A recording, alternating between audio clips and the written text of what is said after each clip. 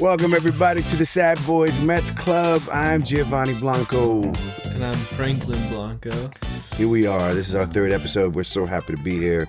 We're in full swing with spring training and being Mets fans. We're antsy. We're nervous. We're excited. I'm worried. I'm worried for when it starts to count.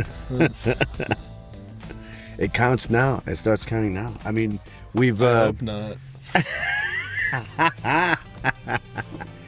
The spring training process, basically everything being thrown against the wall and trying out everybody who comes through. It seems to be like there's 100 players. We've talked about a handful of the acquisitions and the trade gets and the sort of people that we picked up over the off season, but it seems like half the players that are popping up I've never heard of before. Yeah, a lot of them are like the random minor league guys we have. Seems like they're getting like the guy at the hot dog stand and pulling them up, putting them in a Mets uniform. I mean, hey, if he can hit. Melendez. I hear they're hiring at the hot dog stand. I think that's one guy that I think I can confidently say is not making the roster. Ooh, really? Yep. Why do you say that? I think he's going to be a minor league guy. I think before Tauchman it would have been a little different, but like I think we have a lot of depth for that outfield, and I think he's going to be great to have, just not on our roster.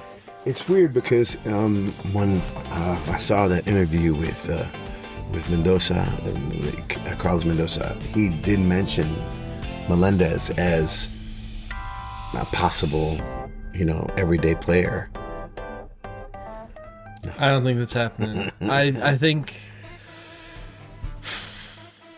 think things would have to go wrong for that to happen. So I'm hoping that doesn't happen, because I think we have more proven options and higher ceiling options. Okay.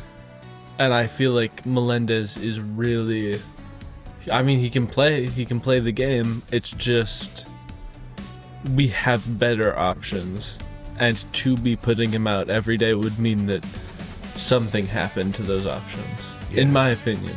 And those options being, right now, we're still kind of sticking with our first day lineup as far as the outfield. Soto, Benge, and Soto, Benge, Rober. But yeah. I think Tauchman does have a chance. I think Benge still has to do some more proving of himself, because I mean, if you look at like Tauchman made a big first impression because he had 3-run home run his first at bat. Yeah, that was like, because he's fighting for a roster spot. You can't mess with veteran power too. It's just like, and it just feels like we do have a lot of younger, fresh players who could use somebody like Tauchman. So he's gonna be great, I think. And he's like, he had other offers, and he signed with us because he thought he could get significant playing time. And he's used to getting like half a season of playing time. He's not like expecting to be an everyday player. I just think it's really good. I think he's done enough to where I could see him definitely on the opening day roster, because he's a proven guy. But I want Benge starting day, like opening day. I want Benge out there. Yeah, I think that's like. So sorry, Melendez. I think Melendez, there's not much space for him. Let's talk about Juan Soto. I'm excited about. I think spring training, I haven't seen much from him yet. But it's spring training. It doesn't really matter. The people that spring training really matters for are the people who we don't know about, but we know that Juan Soto is one of the best players. Yes. So it's fine. We know that he's going to be the MVP this year. Yes, because he said so. he said it himself.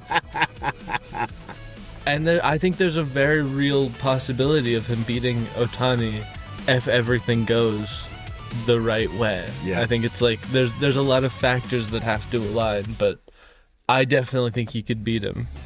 Well, we talked about this before. Ohtani has that, he actually has like a greater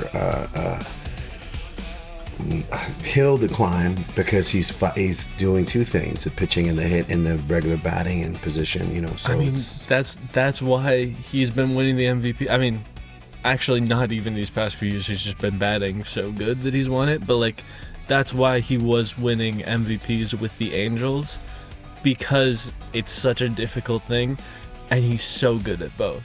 Yeah. Like I've said it before, he's not a Cy Young pitcher, but he's very close. Like he's definitely a top tier pitcher.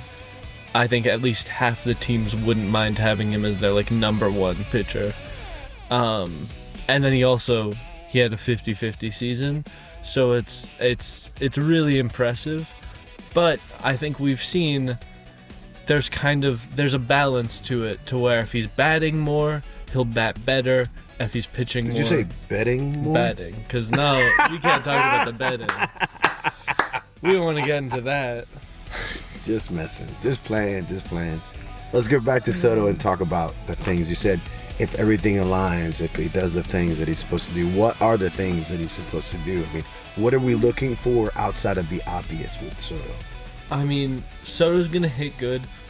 Biggest priority, I would say right now, he can't have that slow start, because last year was his best year, but he had a slow start that really, like, he would have hit more home runs than Ohtani if he hadn't had that slow start. Yeah. He would have had a better case for MVP if he hadn't had that slow start. Like, I think he genuinely could have won if not for that, if like that slow start hadn't happened, and if he gets his defense up. I think he could have won last year with good defense and no slow start. Well, new position. I mean, he seems to be doing okay right now. There haven't been many. He hasn't gotten many opportunities to prove himself but we've seen from his career he has had better defense stats at left field. So I think there's a big possibility that is going to help him, and he's such a great player that like last year he was like focusing on stealing bases because that's what he can do. Yeah. He can keep the skills that he gains and then focus on a new one every year. And last year was stealing bases, and he went from like 12 steals max in his whole career per like season to 38. He almost had a 40-40 season. And a lot of that was because of the first base coach. But I think Soto is just great enough at the game that he can do that on his own as well. And then this year we've seen him already talk about, and not as a throwaway comment to like answer questions, he said he's really working on his defense, and I believe him. I think he's probably still gonna be a negative outs above average defender, but I think it's gonna be less than -12. Yeah, than last year. That was pretty bad. So I'm thinking maybe -6. If he was -6, I think if he's a positive defender, he wins the MVP. But that's probably the biggest thing holding him back is his defense. But that's also his biggest potential because Ohtani doesn't do defense. Ohtani's defense is his pitching. Yeah.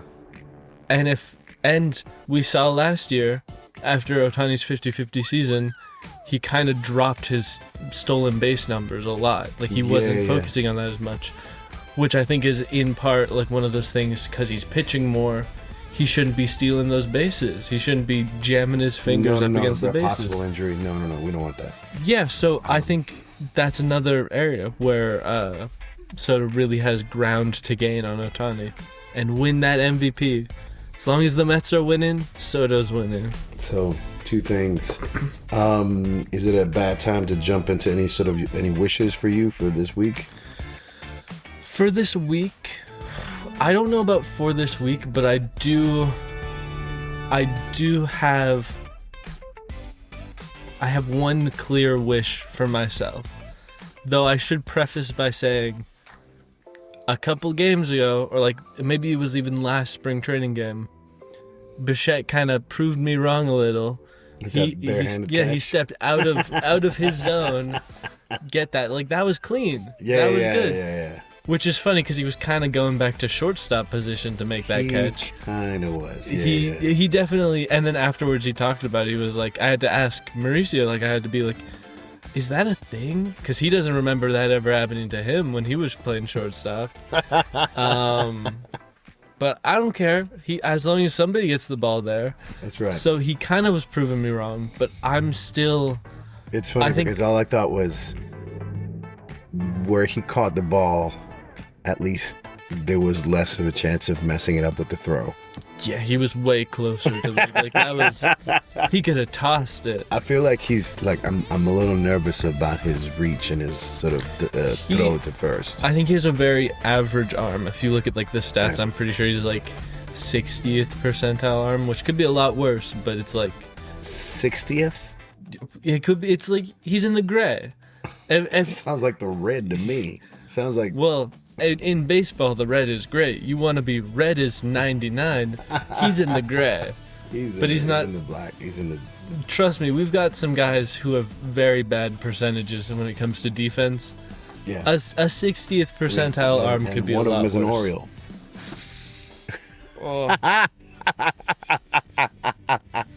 And Darryl Strawberry says he's gonna regret it. Yes. I miss Pete Alonso already, man. I miss Pete Alonso. I'm just I am of the camp that still feels like that was a big mistake. But I feel like it sucks though, because it's like I don't think we were ever gonna sign him back, and I think we should have. I think he's gonna be a great player. Like, I feel like if we were going for Kyle Schwarber, we should have gone for Pete Alonso. I feel like Kyle Schwarber might be a little bit better batting wise, but he's already a DH, and Alonso has like at least a couple more years, like at least one more year at first base, and he has the fan value that like more than makes up for it. We love him. Sorry to sidetrack. Pete, we miss you. Pete. We think about you. Yes. You're in our hearts. Let's talk about Lindor. I'm excited because we've only gotten good news. It was last week. It was that he's certainly on track to make opening day, and because he's a switch hitter, he's going to be more likely to recover faster because he can take that pressure off of his hand. All good things. We found out he's got his stitches out. Mm-hmm. Stitches are out. He's going to be doing some impact training. Like he's getting ready. We might see him in spring training even. Like he's ready to go, which is great to hear. It could have been so much worse. And I want him to start playing as soon as he can because he's a bit of a slow starter. Mm-hmm. And so it's better he needs to get him going as soon as he can. But yeah, it's great to hear because I love Mauricio. I love Beatty. I wouldn't be comfortable going into the season with either of them as our like opening day shortstop. I think the team only works if we have Francisco Lindor. Like I think the team works, but it's only the top tier team that we can be. Yeah. We need to walk in with everybody. Mm-hmm. It can't feel like we can't. I mean, whatever. We'll begin however we begin, but we just don't want to begin the first day feeling like, already 2 or 3 people. It's gonna be rough too. We're starting facing Paul Skeens. Really? Yeah, we're playing Pirates. Oh. Luckily at Citi Field, so at least there's like some advantage. Home game, but it's starting day. It's opening day, so they're playing Paul Skeens. That's gonna be not very fun. But we have Freddie Peralta. Yeah. So I think who I'm looking forward to this Friday, seeing a couple innings. I'm looking forward to tomorrow. Nolan McLean. I want to see him pitch a little. Today was rough for all us Jonah Tong fans out there, but Not spring that rough, training. but he gave you 2 good innings. Yeah, it's spring training. It doesn't matter. Spring training. And he was never gonna make the roster. That's right. He was that's the he was thought. always he's always gonna go to AAA, get at least a month or 2. He needs that. Yeah. Sorry to sidetrack you a little bit, but I had seen some interview online with Brandon Nimmo. Is this about the Steve Cohen? I saw an article about how Steve Cohen messaged him before they traded him. Well, this was about the whole captain controversy, and I haven't seen that. He was just saying how, like, that anything that's out there is just like a rumor and all made up. He's like, he said, I can't love Lindor more, and we never had that argument or that discussion about captain, who deserves to be captain. And he's like, I definitely never deserved to be captain, and I never had that thought in my brain. And and if anything, if Lindor was the guy, there's nobody who's like nicer and cooler and whatever. And I was just like, oh, it's a love fest. Oh, we should bring him back. Bring him back.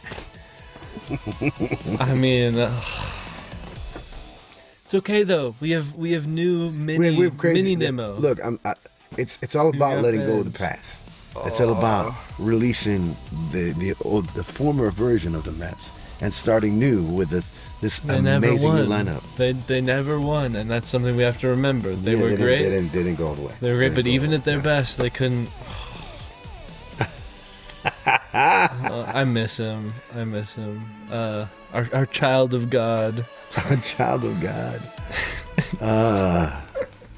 Yes. Oh my God. I think every team needs at least one like fully Southern Christian boy like Brandon Nimmo. He was just. Not to be obvious, but should we talk about Carson Benge? I'm excited. Yeah. I was a little worried because I was loosely following, and then today was the Jonah Tong start. So in school, I had my earbud in. I was listening to today's game because I love him. And I've been following a little bit, and Benge hasn't gotten a hit. Like Benge has been not great in his couple of at bats. Today he went 3 for 3. Yeah. Today he was on a tear, and the only reason it didn't get anywhere was because the people behind him just didn't end up putting enough power behind him. But like he was especially, I would love to have that kind of guy. He's fast, good at defense, and he can hit. He can get like those singles, the infield single, and then he just beats the ball out to first base. Because if he's batting 9th, which is what I'm pretty sure we agreed that's where he's going to be, then we're going to have Lindor, Bichette, Soto, any of those guys right behind him. That's incredible. We need the possibility of someone who is young and feeling ambitious and not thinking too hard about how he's going to get on base, but just trying his best to get on base. There's something about him. Like I saw him play for a little bit, and it's not like a complete thing about him, but he reminded me of Lenny Dykstra from back in the day, which is basically a player who just had good statistics and form all around, but was never meant to be like an all-star. But what took him above that was his attitude. Like he had some grit, like some serious like you can't mess with me kind of attitude. And there's something about Carson Benge. Any player that just like they will tear through whatever's because they just want to play. Yeah. And I think I see that in Benge. I think I see that too, man. I think there's something there that's going to be like I think he's going to surprise us in that way. Not like a big like, oh my gosh, we have an all-star on our hands. Just more like the sort of like the exact sort of attitude and tone that we need from somebody on the team, and I think he's going to bring it for sure. I mean, yeah, I think I'm excited for him. I think there's going to be big things. There's a reason that we traded Jet Williams and not Carson Benge. Who? Though I think Jet Williams, you're going to do great. And he's also going to get more playing time with the Brewers. It's all that stuff. Oh, absolutely. I'm going to get a Benge jersey, I think. You get Ben's jersey? That's got to be one of them. Timu, here we come. I'm kidding. Wow. I want to get a $150. Mauricio jersey. You should. Just because I really want him to be on the team somehow. I really like him, but somebody, I think he might have taken a new number. I'm gonna double check this because I could be completely wrong, but I think Bichette. Oh, that makes sense. I think he might have given it up for his bad podcasting, but no. We'll yes, edit this out. Yes, he did. Oh no, not Bichette. Marcus Semien. Oh, for Semien. He gave up number 10, which was one of the reasons that I liked him because that's my lucky number. But he gave it up for. I honestly like him even more. He gave it up for 0. Mm-hmm. He's rocking 0 right now. He's rocking 0 right now. I'm definitely getting that jersey, man. I'm definitely getting that Mauricio jersey. That's a 0 jersey. Come on. Speaking of Mauricio, I think it's a good time for us to talk about the Dominican word of the week. Ponchao. Here, last week was Ponchao. Here on Sad Boys Mets Club, we'd like to also offer opportunities for education and chances for us to learn new things, or at least share things that you might know already. And I think that the Dominican word this week is going to be matatang. Matatang. Matatang. Matatang. Say it right. Matatang. Matatang. Matatang. Matatang. And it just means the extreme badass. Like the best of the best. You know, so if you say somebody is a matatan at something, they are untouchable. They are unbeatable. Soto is a matatan. I'm worried this might be the Soto Matatani. episode, but like... I know, it is a Soto episode, huh? I mean, hey, he's our guy. He's our guy. Matatang. Matatang. That's the word of the week. Matatang. Matatang. Dominican word of the week, y'all. Any suggestions, please let us know. We'd love to keep talking about stuff. Since we're talking about Soto, let's talk about another thing that we'd like to kind of do on a weekly basis here. Is because Sad Boys Mets Club is basically we're united for our love for the Mets, but we also love talking about other things, arts, culture, music, current events. And the sort of the lens which we look through these things at is the kind of the same lens that makes us Mets fans, where we understand the dark side. We understand what it means to lose it all. We understand what it means to not always get what you want, and it's just made us stronger and a lot more judgmental, A lot more cynical, bitter, maybe. No, not true. I believe that we have the capability of experiencing many different things and still somewhat enjoying a little bit of it, or most of it. Anyway, the segment we'd like to bring up is walk-up music. So every week we'd like to talk about a different player, their walk-up music, and any suggestions that we might have for their walk-up music. And since we're on the topic of our MVP, I say we just project that, we put that out there. The MVP for the year, Juan Soto. Better than Aaron Judge. Mark my words. It's gonna be his year. Aaron Judge is gonna get hit by another fly ball. He's gonna get a concussion. It's gonna be the one too many. He's gonna get the football player brain injury. Oh no. We don't wish that. Well, hey, man, we just don't want the Yankees to win. Yeah. I think Watch the hate mail and messages come. They were already coming from the Yankees fans. Look, it's funny because I feel like I'm going off a tangent here. Mets fans are a lot more critical and whatever, emotional than Yankees fans, because Yankees fans tend to be a lot more like, we're Yankees fans. Yankees fans are good. soulless. The Yankees are the soulless corporate.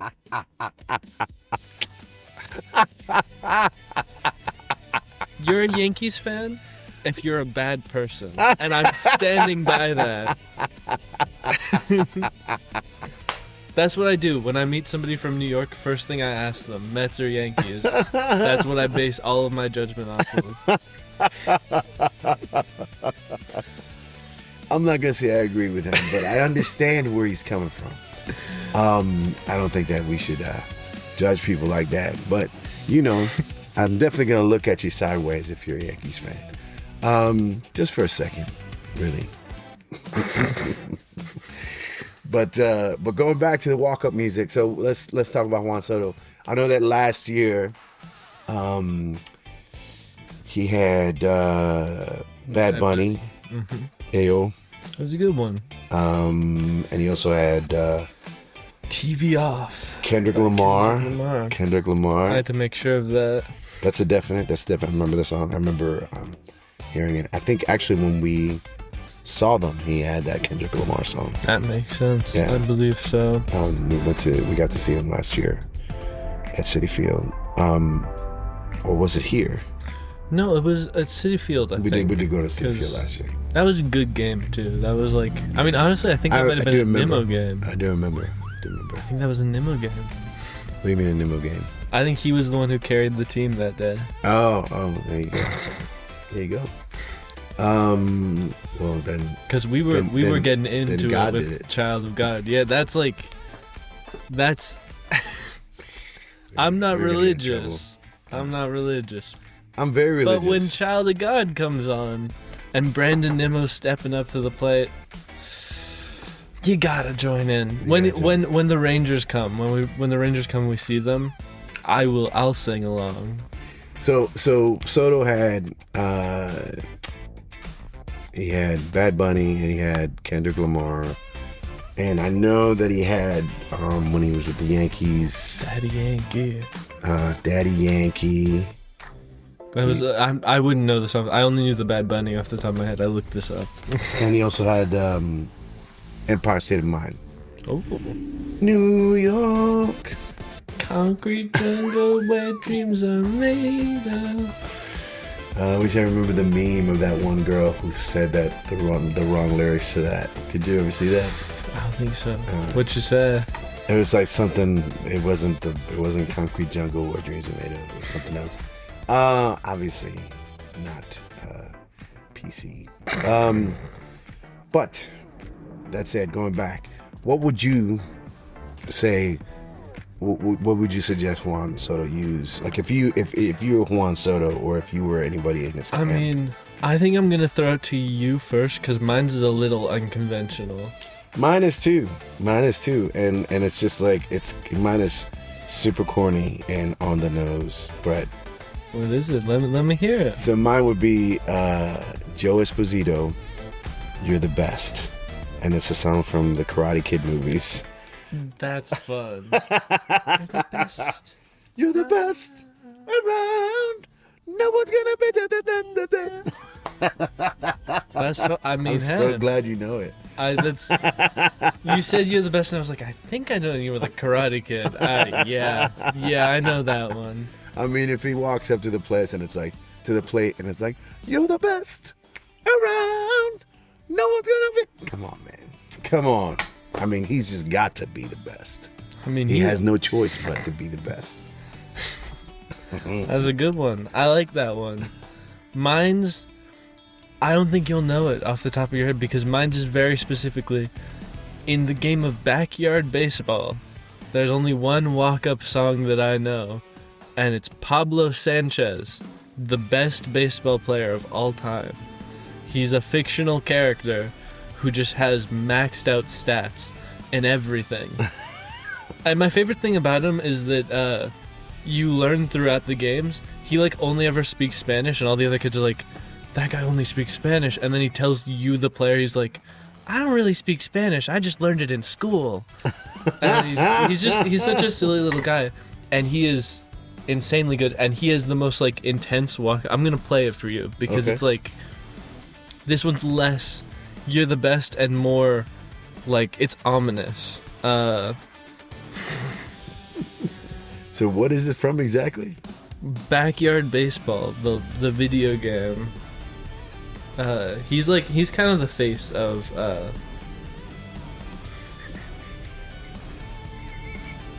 he's the face of the baseball, at least.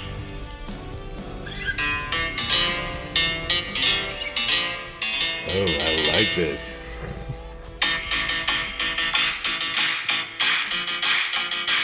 Hell yeah.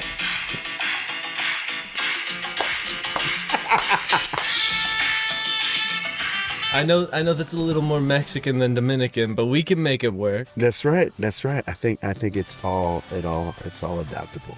That's beautiful. That's beautiful. Also, they kind of look alike because Pablo Sanchez is a little like he's got a very big round head, and he's like when you see a photo of him wearing his hat, he looks like he reminds me of Soto.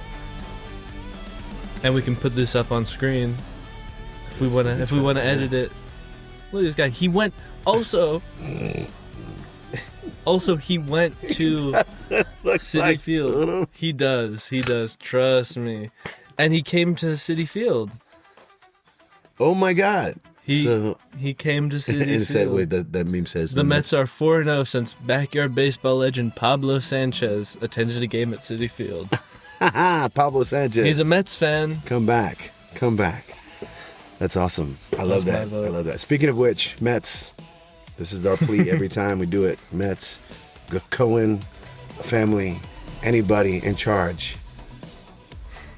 Invite us to City Field. We would love to go. We can't afford it. Please. We laugh, and it's true. Invite us. We would love to go. Please. We want to see the Mets play. I'll wear a big inflatable Pablo Sanchez costume. There you That's go. what it takes. I'll wear a... You'll be Grimace. I'll be Grimace. We need Grimace back. Oh, Grimace. That was going to be my wish. So we have to make sure that we have Grimace this year. I mean, just because we need a balance between Mr. Met, and Mr. Met has got a lot of things to carry. Like, he's got a lot of weight to carry as far as mascots go. And if Grimace can come back and just provide some support and also mojo, that would be awesome. I agree. I'm sorry to laugh. It's just when you bring up Mr. Met, first of all, Mr. Met always in the most random, like, he's everywhere. He's everywhere in Long Island. Mr. Met is there. There was a wedding that I saw where they like had a floor rise up, and in the container there was Mr. Met. He rose up from the floor. Like, he's around.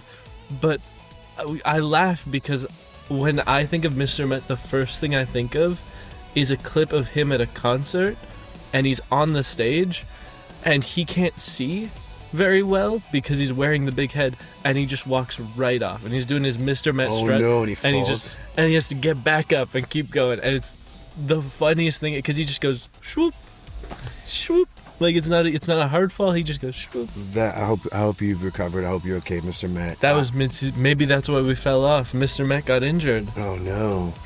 I'm gonna end this topic with one little observation. Is Mr. Met and the Jack in the Box guy related? I hope not. That guy's a murderer. The Jack in the Box guy, big Jack in the Box head. This is okay. Crazy tangent. In New York, actually, we went to a Jack in the Box. There are no Jack in the Boxes. Then where was it? Was in a city because I remember this because we went in and it was like. It was definitely in a city where there was construction because it was the kind of thing where you can't really look in the windows, and then on the walls there were like old family photos of the Jack in the Box people, like it was like aged photos, and they were like with the Jack in the Box. It was like him and his family. It was crazy. He's a murderer. He's a murderer. And I don't know where that was. There goes our Jack in the Box sponsorship. I mean, hey, no more 2 tacos and cheap chicken sandwiches. This is Sad Boys Mets Club. Do we have a player of the day? I mean, if we're talking about a Mets player of the day, Carson Benge, because, oh my God, I'm excited, we're excited, New York is excited. I think this is a big thing. If we're talking about non-Met, this is a tougher one.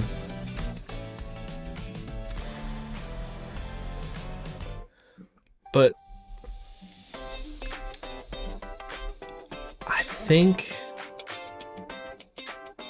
I'm gonna need to think on it. You go. Who's your player of the day? I guess my player of the day would have to go back to Ronnie Mauricio, just because of the 0 and him giving up the number to Simeon, and I'm hopeful. I love seeing him play winter ball in Dominican Republic. He's always on fire, and he hasn't reached that potential yet here, but he's definitely got the spark. I just want him to kind of fire up. I want him to kind of get going and let people know that he's like on the level of everybody else as far as like the hot folks. That's what I'm hoping for. And, maybe next time you'll see me with a Mauricio jersey on. Yeah, spring training right around the corner. Gotta get it for that. I've thought of mine. I have 2 actually, because I have one that I always think about in terms of like actual play that I think is going to be successful, exciting to watch. Nick Kurtz is... I wasn't watching the A's at all, and then at the end of the season I was like, oh my God, who is this guy? He's insane. I'm really excited about that. But my fun pick is I believe it's Nick Castellanos. From where? From what team? Phillies. Not anymore. I think I'm talking about the right guy. He got kicked off the Phillies with a whole other year left on his contract, $20 million, that they just ate, because they told him don't even bother coming to spring training. What? Why? What was the deal? He had some backlash with he wasn't a great clubhouse presence, and then there was one game where he got pulled because he's horrible defensively, and he got pulled as a defensive substitution, and he was mad at the manager, so he brought a beer into the dugout. And he was gonna drink it, and then the other players stopped him, but that got him suspended from play for a game, and that was enough to where he's not playing great, and he was acting up, and so they kicked him off. And then the wild card team, San Diego Padres, who didn't do anything all offseason, have signed him, and other people too, but they're just they're picking up any people they can, and they picked up Nick Castellanos, and I want to see. I feel somewhere in my heart, I think he's gonna have a bounce back. Yeah, I think he's gonna have something to prove. He's also sorry to interrupt. He's a funky player. He's the first time I heard of him was because there's a running joke where, to the point where people bet on this. They place bets based off of this. Anytime a tragedy happens, he hits a home run. What? Was in the internet's Pete's sake, what is this all about? There was a Phillies announcer, or one of the people on the broadcast, who said something offensive earlier in the game, and then they were apologizing for it later in the game, and mid-apology, he had to stop and be and Castellanos goes deep, and it's and he had to go back to his, and then he was fired, and that was the last play he ever did, was the Castellanos home run, and then there are days where the Queen died, or there was an earthquake, and people put bets on this on the betting sites. They're he's gonna hit a home run today because of this tragedy, and he does. There was a time where they were honoring somebody who died in war, and he hit a home run. on the broadcast, I think he's like such a wacky player. Or he's on the dark side. Yeah, he's just. I think he's an interesting character. So well, that's great. That's you just put him under my radar. Now I'm kind of curious about this, the tragedy thing. And I have to keep up the trend of naming players from my least favorite teams for my favorite player, because last time was Austin Wells, a Yankee. Yeah. So got to keep it up. You like Austin Wells, though. I love him. He's how you know a Dominican, papi. WBC brackets. If we're saying 2 teams make it out of every pool, okay. First easy thing. There's an easy team in every one. I think it's pretty safely United States, Japan, Dominican Republic, and then this is the weird one. I don't know if Puerto Rico is that much of a lock. I think Pool A of the World Baseball Classic is going to be a really interesting one to watch, because it might be Cuba. I'm honestly going to say I think Team Canada also has some potential, because Canada's like, there's a lot of guys who are like, he's Canadian? Like, he's just some guy. I do remember hearing somebody that was like Canadian that I didn't know. I mean, I know that Freddie Freeman's Canadian. I don't know if he's playing, but like, yeah. But, so we're thinking maybe. I mean, I'm going for Pool A. I'm going for Cuba, but and you're picking Canada, maybe. Honestly, yeah, that's what I want to see. I want to see Cuba and Canada make it. Pool B, I think, is going to be Italy and U.S. because Mexico.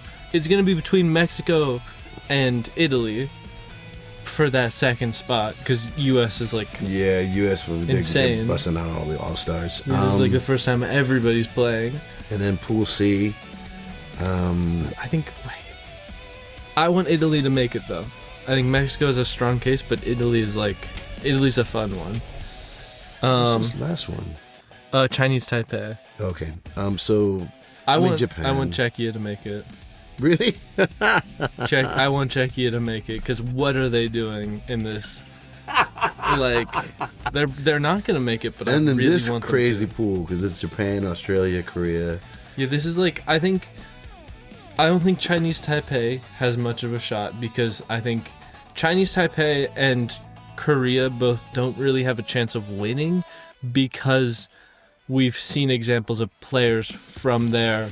We have like enough of a sample size to where, like, if you're really successful there, because it's like literally just the all-stars of those leagues, if you're really successful there, you can be moderately successful here. Like, there's a level.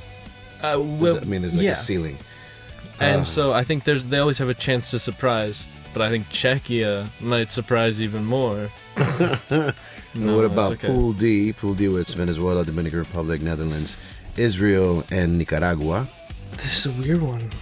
I mean, obviously we have to go with Dominican Republic all the way. All the way. And probably Venezuela, because that's what the prices suggest. Yeah.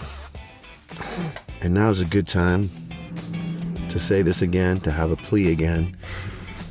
Franklin and I will be in Miami on Wednesday, March 12th, I think? 12th, where when the Dominican versus Venezuela game is happening for the World Baseball Classic, and we do not have tickets.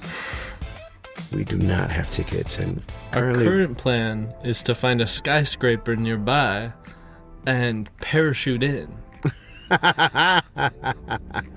But if we find an easier solution, we'll go with that. Aren't you friends with like Mr. Beast or something? Can we we'll hook it up? Out.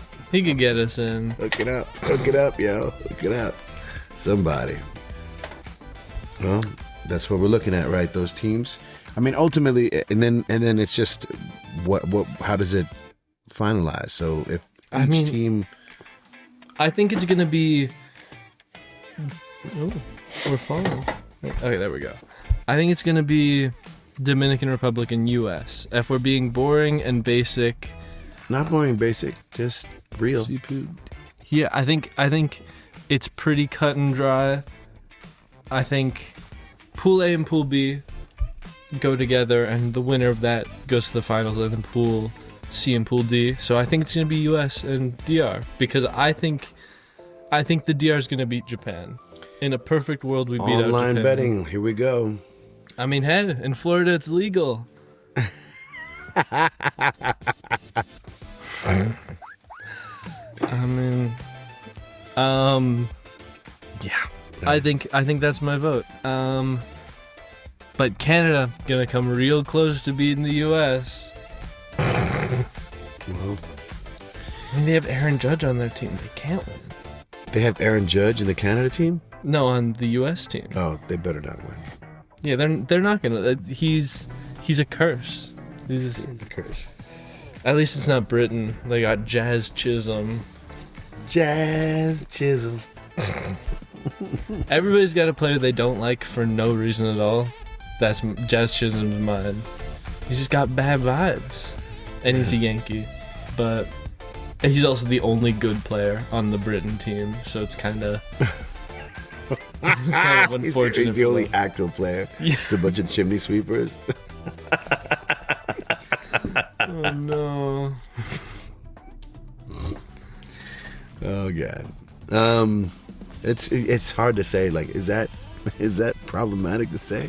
Is that problematic to say? No, Britain's gonna get mad. Famously, disenfranchised country, Britain. We're moving on. Let's talk about the Dodgers real quick and the White House. And I think we might have brought this up before. We did. But I'd like to bring it up again because recent events politically have kind of brought it back into my mind of the U.S. men's hockey team has gone under fire a lot because they won gold and they partied with Kash Patel, and then they spent like $75,000 with them. He's like and then he called Donald Trump, and they were like, yeah, but what about the women's team? Like, ew, women who By the way, women have won like as I've 80% of all the medals. They've just been going strong, and this is the first time the men have even like had a shot in like 50 years or something. Like it's really funny, but and also I'd been seeing like a lot of those U.S. players. I think the nice hockey players come from Canada, because I've been seeing a lot like people do not like the U.S. hockey players. But I mean, I feel like also there've been a few of the players that have been kind of like, like, I don't know what's going on. Like, I'm just here. I think there are quite a few guys who were just like, but I did see there are like 5 of the players who didn't come to the invite to the White House, and all of them said it was because they're getting ready to start training. Season starts back up because it was like there's a break for the Olympics. Allegedly. And so I think I can safely say at least one of those guys was doing it for other reasons than he wanted to get back to training. I'm sure some of them were just like, are literally like nothing going on in their brain except for hockey. Yeah. Which, hell yeah, that's why you win. But like, it's in the context of that, they were invited, and so were the women's team, but they like politely declined. Yeah. And I think that's something that the Dodgers should do. Like, I still think about that.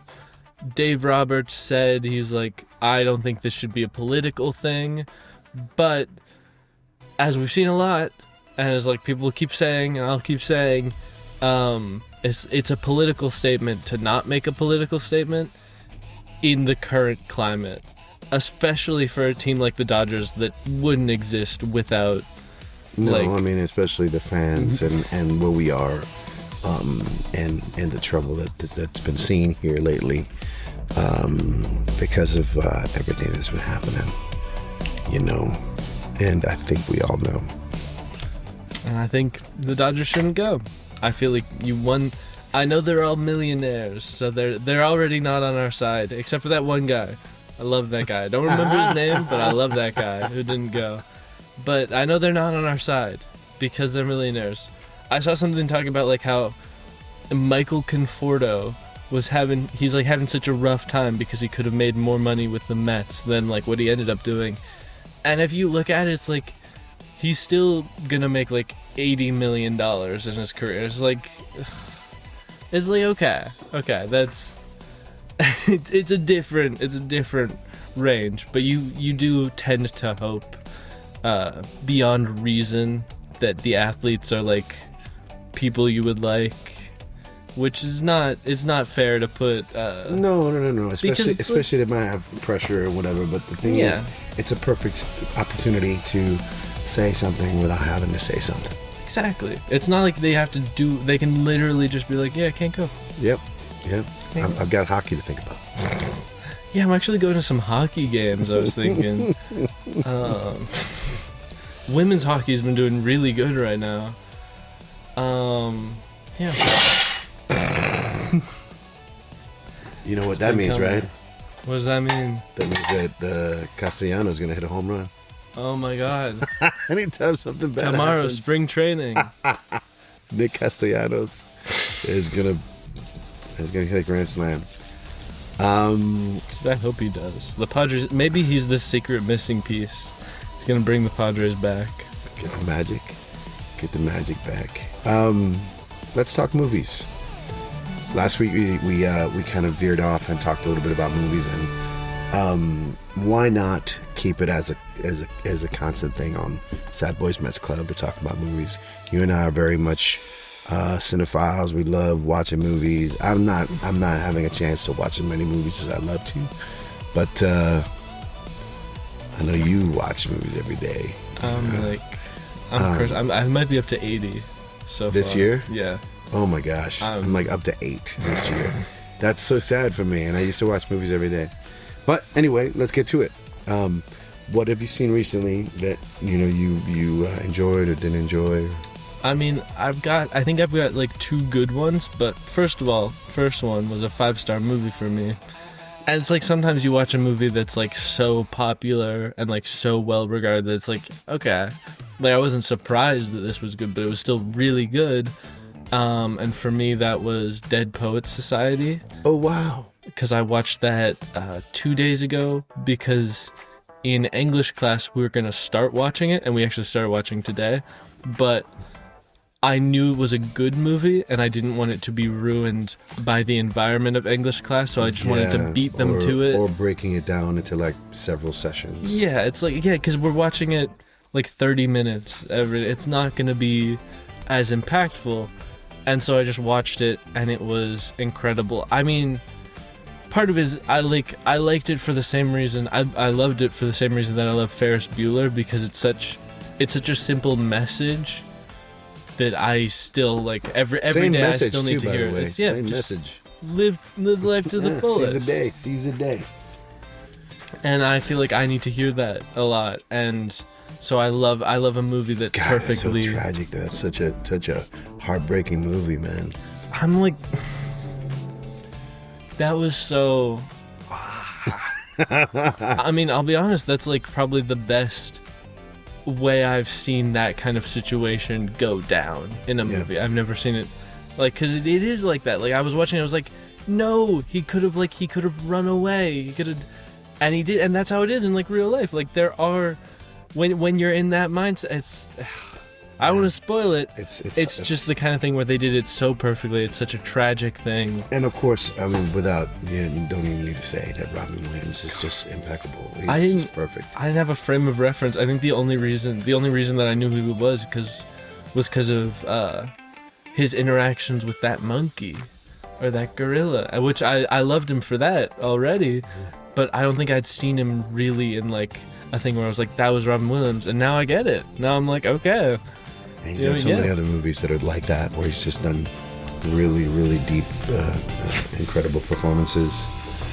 That was a good one. What was the other great movie of the week, or good movie? This one was like, it was a good movie. It wasn't a great movie. It's not on Dead Poets Society tier, but I watched Anora, and I thought it was. I thought it was great except for the ending, because I feel like there was a better way it could have gone down. But other than that, I thought it was really well filmed. I thought it was a great movie. It was objectively a great movie. I freaking loved it. I think Sean Baker is like one of the best filmmakers right now. And I'm not upset that it was an Oscar movie, you know? Yeah, and it's crazy because it's like he's just, he's with the guys who did, or the brothers who do the Marty Supreme.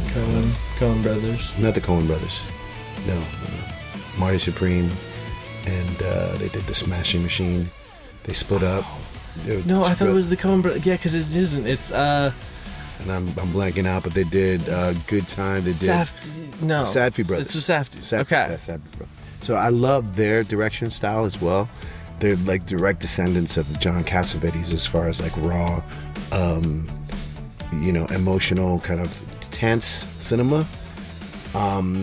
Sean Baker tends to kind of do the same thing, but there's a lot more hope in his stuff. Like he's always been edgy, he's always been real, but there's like a weird element of hope that's just kind of like a light in his movies that aren't necessarily in the other movies, that always makes me feel good.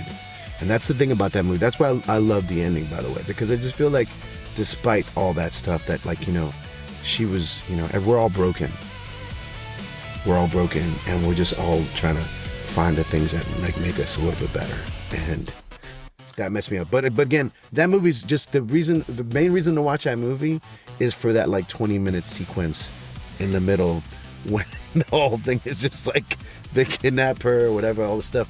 It's like that whole sequence, and it almost feels like it's uncut. It's not, but it feels like it's like, oh my God, you're in the room with these people as it's happening. That felt like I like that scene a lot. And I do just want to go back. Ending for me, I like that it ended with, I feel like it was a good like cutoff for it. Yeah. But I would have rather, and it's tough because I feel like the rest of the movie wasn't written to suit this, but I would have rather that she walked up to the door and she like hugged her sister and was crying. Like I would have rather that happened than in the car. But it's like at the end of the day, it's still a great movie. But like, I mean, it's just different things. Any bad movies? Oh, I have plenty, but I want to hear your good movies. Have you? First of all, have you seen any? Movies, or you haven't had the time? This past week, I only saw one movie. I'm averaging a movie a week, and I need to kind of up that up. That's pretty good for most people. I've been really busy, and it's not even like the last two movies I've seen. I've watched at home, and that's kind of not a good thing for me. I love going to the movies. I'm going to make sure that I go at least once or twice this week because I need to catch up. But the movie that I saw, I've been on a Neil Diamond kick lately, and somehow Neil Diamond has just kind of come up in my life in a way that's been very satisfying and enlightening, because it's something where I feel like I've listened to his music my whole entire life, and somehow the words, his lyrics, and the emotion behind them is starting to like affect me or speak to me directly. That said, I watched this movie called Saving Silverman. I don't know if you've ever seen it. The lead in it is this guy who was the lead in the American Pie movies, and I can't remember his name. He's like the skinny guy. I want to say it's like Josh or Jake or something. Whatever. He's just kind of like a whatever average, the typical good-looking nerd in a movie that gets the girl in the end kind of thing, right? He's the lead, but it's him and his two buddies who live together. And his two buddies are played by Steve Zahn and Jack Black. And this is a movie that was made like in the late 90s. So it's like early in Jack Black's career, as far as it wasn't early, but he was just starting to come up. And Steve Zahn at that point was just like on fire. He was, he's always been comedic. Like them two, they steal the movie. And Amanda Peet plays the one of the love interests, and she plays the basically Silverman, their friend. They have the three of those guys have a Neil Diamond tribute band, and Silverman kind of falls for this woman who's played by Amanda Peet and who's basically evil, and she takes advantage of him, makes him become her slave basically, and takes her away from his friends, and his friends are like trying to get him back.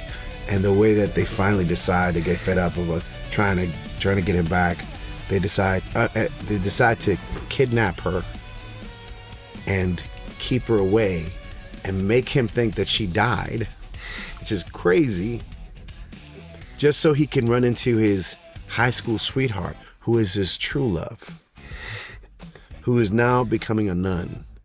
It's like, you know, and all the while, there's Neil Diamond songs being sung, and there's a lot of borderline problematic situations in this movie, but it's hilarious.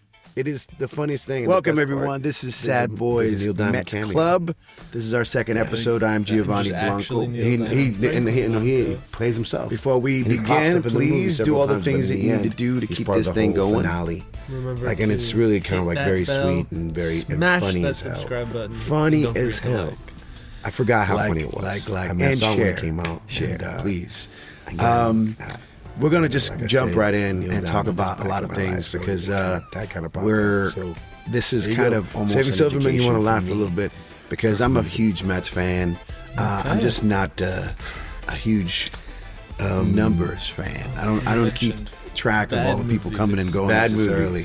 I don't like to more be about the negative games, because we're but, Mets fans, so there's but enough Frankie, negativity anyways. Franklin is definitely on top of it, and but like you said, you've been trying to go to the movies more. We'll start off with I've been mad at the movies. I considered I think canceling we should start off the with AMC some of the stubs. big guys. It's that time of year, though. It's that time of year. The beginning of the year is always the. And then I thought Bad about it movies. anyways. It's still it those pays were for the big itself if guys. I see two But movies a today, month. I Yeah. just found out. So at the end of the day, it's still like, I guess. No. Like, I was like, I can't think of four movies Marcus I want to watch every Semien, week. who were two pretty Two a big month gets for this year. I can do. And But I've been honestly, going I to think we movies should start a with Marcus lot. Semien And because he's kind of. It feels like over he was time the they're first doing thing we more and did more to try to the get me offseason not because to go to the he is movies. who we traded to the Rangers. And I'm doing everything in my power to keep So- going because I want the movies to exist. Like that is, movie theaters are conducive And I've to recently good realized movies. Carson Yes. Benge. At least just good like a movie new Nemo. experience. Like, he's very much. Like, it's He's very Nemo. Baby It's Nemo. exactly. rough, exactly. That's a new And I nickname, did Baby go Nemo. see a couple movies in Um, theaters, and then one movie that I know you Marcus saw as Semien. well. There were just like a couple in a movies that way were very was us saying goodbye like, to Jeff McNeil meh. as well because Okay. he Let's was our get to second the Met baseman. movies. and we kind of knew we I were getting rid of him, have but that Sad was Boys the Meh final bullet in Club. the coffin. Sad Boys Meh He, Club. Marcus Semien, there plays are second base. another used quick to good be one. Really, Elio an elite was batter. really good. Like he, Elio. Did you he had see one season Elio? with the Blue It Jays was where he the hit 40 cartoon? kids. home Yeah, it runs. was the Yeah, cartoon and he kids got- movie. Yeah, and he got It was a really massive good. contract It was the with kind of movie Rangers. that I think you would like. It was And he like was their was it captain about? for the longest time. about a kid including when they who felt won like the he World didn't Series. belong And- on do Earth. He's also remember known as like that. a And he goes to clubhouse space. It was good. presence, Like and I probably he's one of the I best. was like I was defensive crushed. second basemen. I was That's emotionally that crushed watching What's that movie. What's Elio? What's my his list? status? Elliot, the last few just years? put it on there because it's just He's a not quick that one great too. batter. But when you look at it, and you I compare it to McNeil, also saw two he was movies like- that were he in was a theaters little that I bit didn't off catch because in of theaters, injuries, which and was that a kind Big of Bold thing this Beautiful year. Journey. He's going to And be a is better this thing player on overall. Big Bold because that Beautiful was another Journey? thing is we wanted Awful. to focus on the defense. truly Is that the Margot Robbie. We have It was one bad. of I the watched it because there was a solid, Leve song. right up the middle pairs you could she get. couldn't with save it. Lindor and I gave it Semien. 2 stars Semien? for the And Leve at song. spring training, they're Um, already talking. Let's not delve. Yeah. Lindor's And then there been was so I watched good. Is This Thing On? Yeah. They're already You've getting seen- along. I watched that last night. Yeah, that's I don't that's like a Will quick one. Arnett. That's awesome. That awesome. was my I wanna biggest move mistake. on to Luis Rober. I because just, that's but it was like, it was good. yes. Honestly, you it was said about to as me, good as a movie just got with Will this new Arnett guy. as the I lead. just saw him because he just did a press conference yesterday. Yes, he So just I'm did like, his I'm press happy. I'm conference. So happy it for was just one of Bradley those things I Cooper. was just He's like, such like a who's this weird, guy? unlikable face kind of guy. I mean, And I'm it's happy like that it he's feels doing like we're good kind things. of overloaded, but Hey, I and know you know, that's I the just, case always I with spring training. ultimately, You're always kind of like, I did not enjoy the it's a movie. 50-man team or something like that. And I don't know We if have a if lot of Owen guys in was the a spring factor. training.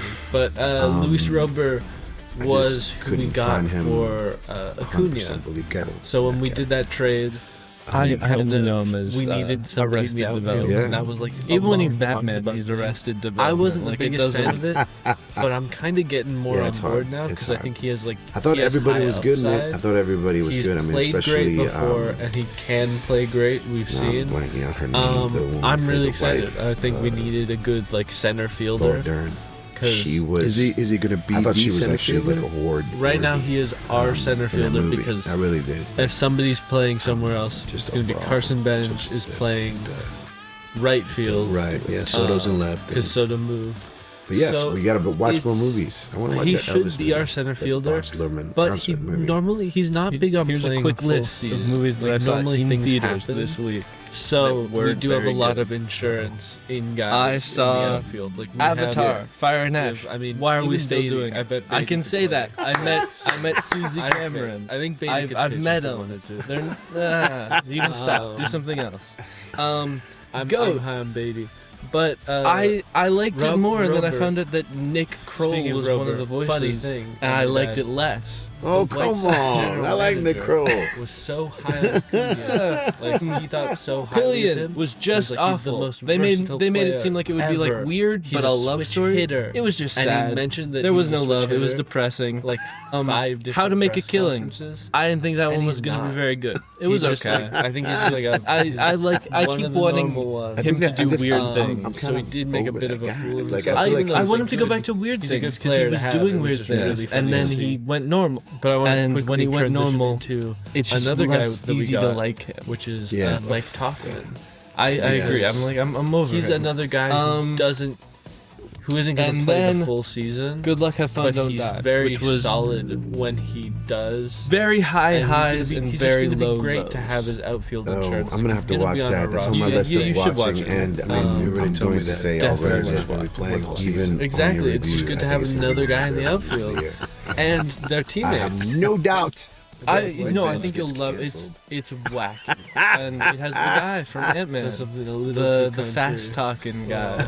Oh, Michael I love Pena. that. I Yeah, love it that. has Michael Michael Pena. Let him Pena, be and I honest. feel like let I him be haven't clean, seen let him in be- let anything him be recently, himself. and He's I doing a lot love of him. TV. He's been doing. No, a lot. he's I love he's great. that. I mean, And he loves and Juan it had Soto. he was like He was in the awe. woman who played in spring Domino training. There's some in clips, he's Deadpool like, 2. Oh my god, Sassy this is crazy Beats. that I'm playing with Juan Yes, Soto. and she just shows up and like a bunch of Um, random things, and this was one of them. And But yeah, it's kind of my favorite I'm thing I've excited. seen. I Like think she Mike was just Tauchman was a good it was get, good 'cause I think we vibes. saw Those him two were my yeah, favorite I mean, characters just- on I- track as well. I've never seen Sam We Rockwell kind do of we that. kind of won with that. So I see. I had no frame. that of is reference all for Sam Rockwell. for I'm the too new guys. I just youthful. For the guys we So didn't this is mention like my last first week. real Yeah. exposure. I mean, these were kind of surprises to me. Like I said, I wasn't Continues keeping with up the with digs. all the trades and Well, rookies. on that Just note, the big names.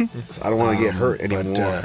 it definitely gives me This has been Sad Boys Mets some Club. assurance that we I have hope some you, depth and enjoy possibly this time some with us, options. and We have a lot of depth. appreciate I being mean, a there part is of also this. there's potential So for you know more what to do. depth. I will say. I mean, more trades. Smash that More like trades. button. I think hit more the pickups, subscribe, more trades, and and also don't forget of to the ring the depth we bell have right and now. share. We have like Share, we have a please bunch share, of please smaller share. guys who are We're going to be starting like off on this playing in journey, our and we want to AAA, go like as far as we MJ can. and we'd like to Melendez. take you with I us, remembered so this please. time. Have fun. And Couldn't remember last. let's go episode. Mets. There's MJ always next Melendez, year. because now we got Mike Tauchman. MJ Melendez is not playing on this roster. Realistically, he's going to be in AAA, which is fun. Yeah, Like,